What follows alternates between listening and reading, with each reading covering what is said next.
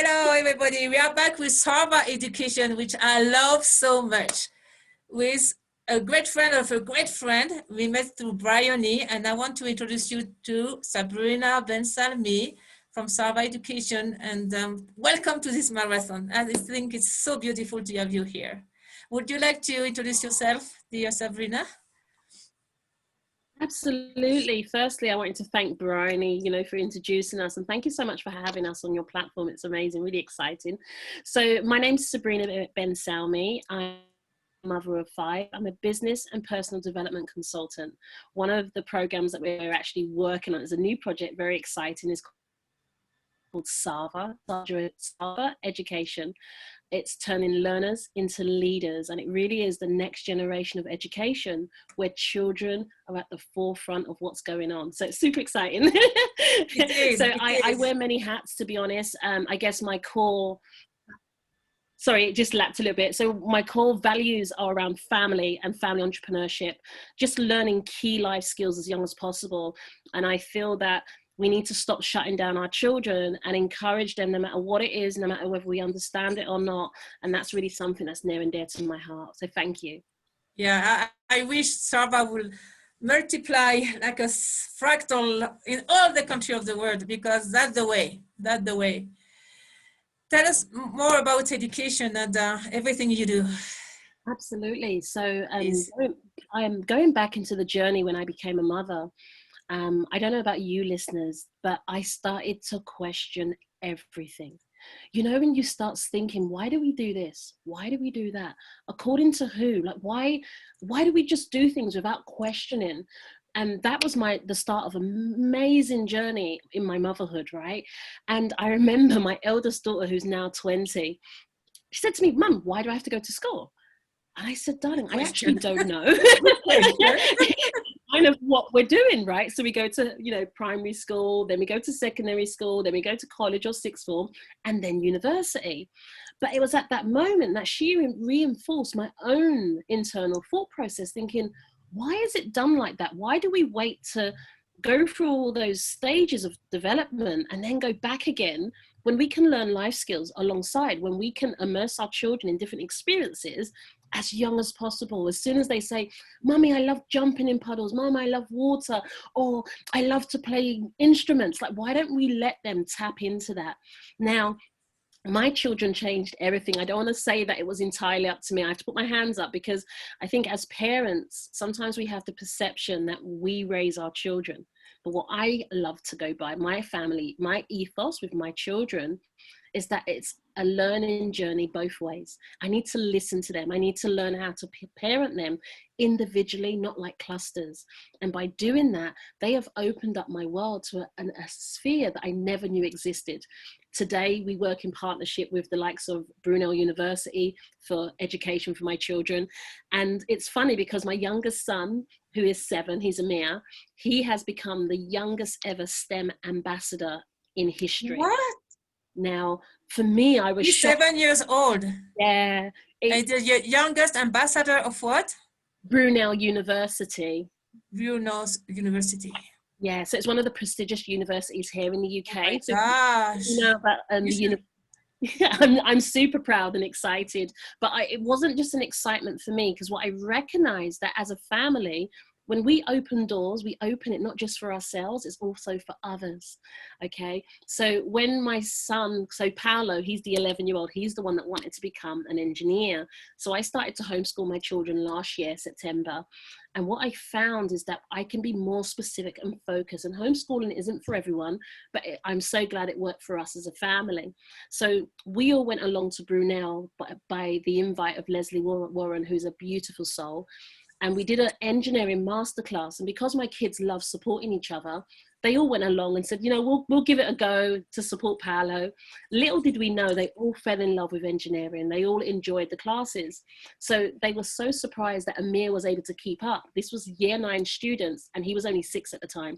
And he was really in tune. And they said, "Oh my gosh, we're going to make you an ambassador." I was like, "Oh, that's so cute." I thought they were messing around. They said, "No, we're serious." I was like, wow, that's my plan. So we need to get out of our own way sometimes. And I know all of them have many rewards and prizes, and I saw that. Would you like what kind of prize was it? Because it was so, I saw a huge list actually. Yes. But I won't ask them directly. I prefer you as a mom to tell us. Oh, that's beautiful. So in age order, so Lachey is my eldest. She won her first award when she was 11. So she went through serious bullying, unfortunately resulted in her coming out of school. She was bullied by the staff and children. No. And I think this is a big one for parents. Sometimes we think bullying is just, you know, children to children, peer to peer. Listen to your children. Listen. Not a joke. Yeah, it isn't. So the nightmare that became a reality for me was that my daughter was being bullied and I had to homeschool her. It was only a year and a half, but during that period, she came up with a book idea called Kids That Dream Big, and she had an anti-bullying app that she went off to design.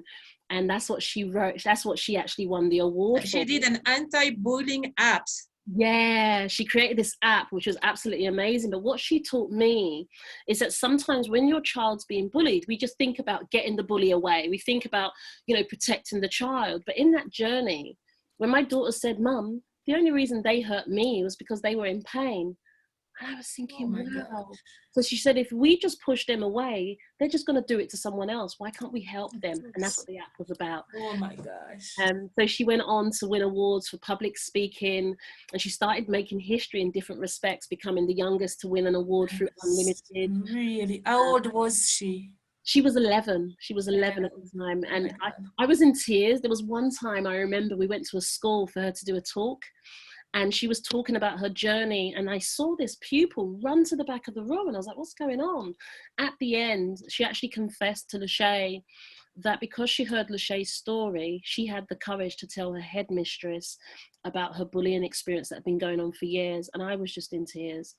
And she thanked Lachey for saving her life, because it was a very serious, you know, bullying can become very serious. Sometimes it's not just names. And I'm not saying just names. Names does hurt, but she was actually physically being bullied, and it wasn't nice.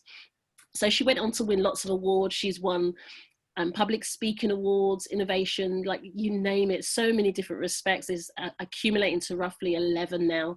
BY awards, Precious awards, Rotary awards, like there were so many accolades. But for me as a mum, I guess you can imagine the best award for me as a mum is that she got herself back, that she started to believe in herself after losing herself through her own bullying experience. We then have Trayshawn. So Trayshawn is 15. He was on a TV show called, it's an international show actually, called Child Genius. And we always knew he was super intelligent, but he surprised himself actually. He loves numbers. He always walks around the house and has these math challenges.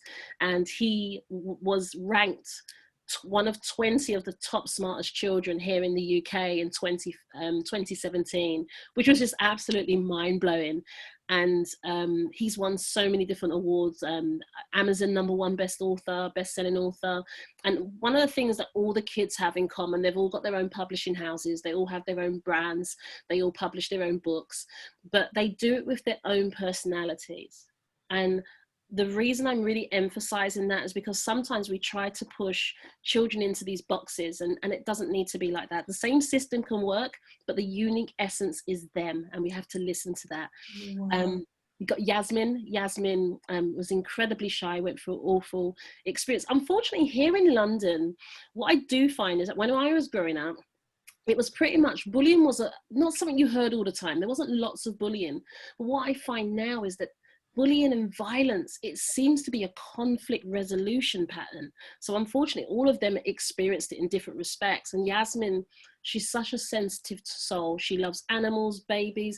She's very gentle, but she would get so sweet. She's so incredible, so beautiful. Yeah, all of them. All of us. Exactly. So she would pick up the ladybird off the floor and put it on the leaf. Oh my gosh. They would laugh at her and bully her for being kind.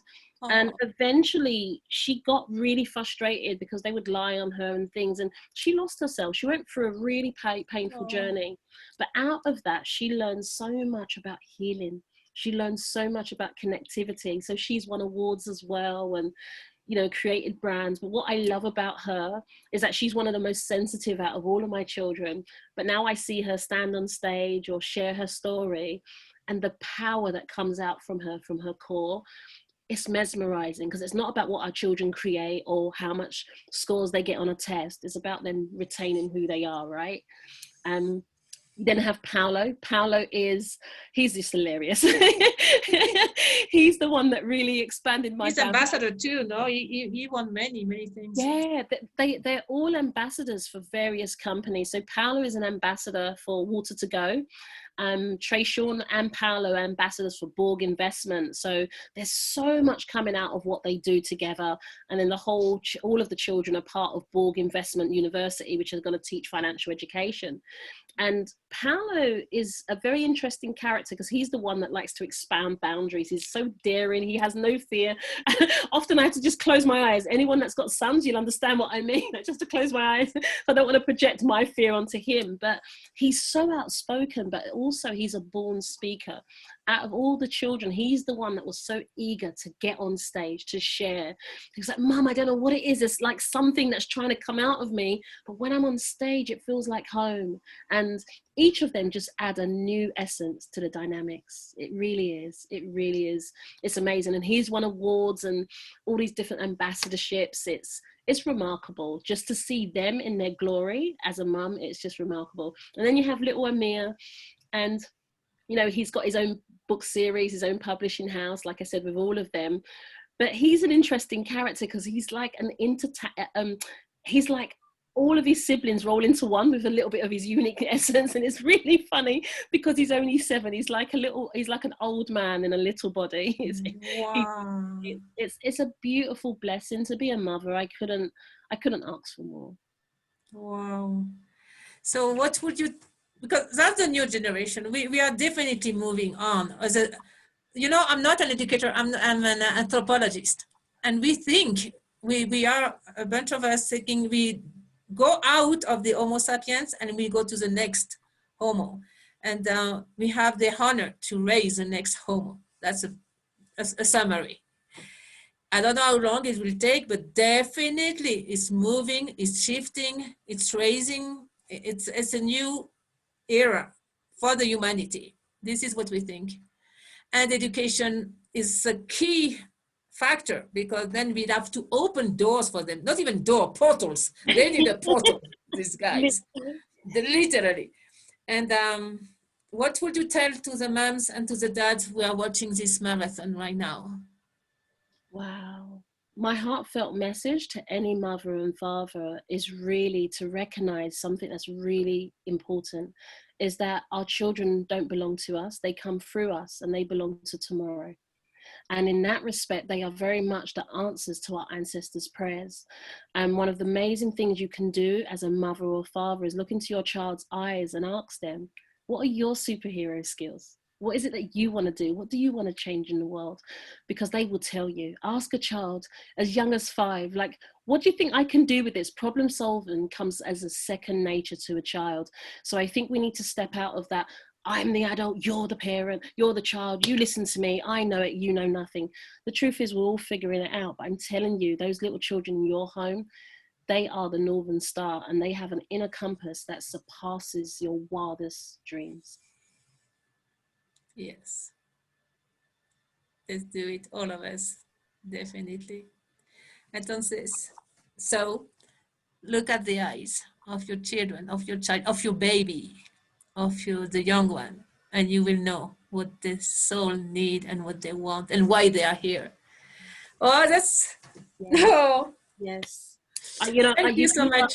You're touching my heart so much, because just to share with you as parents, if that's okay with you, sorry, you got me so excited. When I started to do that with my children, I can tell you I traveled around the world. Nashay won an award called the International Regan Hillier International Young Leaders Award. I found myself out in Bali, sat around a table that sat 12 of us, and people that were around that table paid a minimum of 10,000. My daughter won this award from all of the entrepreneurs that were young people. And what I realized at that moment is that I didn't do it, she did. I never heard of this person. So just imagine how differently our lives would be if I said, you're just a child, listen to me. My children have taken me to Korea, Bali, around the world, to so many exciting experiences. My children speak little bits of Arabic, but one of the, like Lachey and Yasmin, they speak Korean, and Lachey works with the Korean Culture Center, and, you know, Trey Sean's into sport and mathematics, and, you know, I've been to Brunel. Parents, I urge you to understand, beyond your wildest dreams, what you'll be exposed to once you allow your children to interconnect as unique pieces to the puzzle. My children have changed people's lives. I'm like, sometimes I'm gobsmacked. Sarva came out of the birthing because of my son, who's 11, asked someone a question. And Pete and Daniel will explain that to you. He asked them a question. They went away for 2 days. They deliberated. They changed their business. And they invited us in. And we created a whole new platform that we're now going to go out and share with the world. Like I said again, that didn't come from me. And parents, we need to stop feeling embarrassed and guilty. You don't have to give your child the world. But the best thing you can give them is this, your presence. The presence to listen to them and believe in them, no matter where they are or what they're doing, no matter what people say about them, just as long as they can come home and say, listen, this is home, and at home I can be me, and it's going to be celebrated. Wow, beautiful. You know, with Sarva and your children and this generation, we will have peace on earth, finally. Yes. I thank you so much. Thank you. Keep in touch. Likewise. Definitely. Beautiful. Thank you so much, so much, so much, so much, so much.